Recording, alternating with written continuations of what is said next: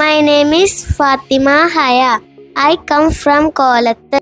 അയക്ക് എന്ത് മാറ്റാണ് ഇവിടെ വന്നിട്ട് തോന്നിയിട്ടുള്ളത്? കുറച്ചുകൂടി ഞാൻ ആദ്യം വരുമ്പോൾ കുറച്ചുകൂടി ഒന്നും അറിയാത്തായിരുന്നു. ഇപ്പൊ ഇവിടെ വന്നപ്പോൾ ഇംഗ്ലീഷ് പറയാനും പഠിക്കാൻ നല്ല ഇൻട്രസ്റ്റ് ഉണ്ടായിരുന്നു. മാഷും ടീച്ചർമാരും നല്ലപോലെ പഠിപ്പിച്ചിരുന്നു. ഞങ്ങള് പഠിക്കുകയും കളിക്കുകയും ചെയ്തിരുന്നു. പാട്ട് പാടും കളിച്ചിരുന്നു.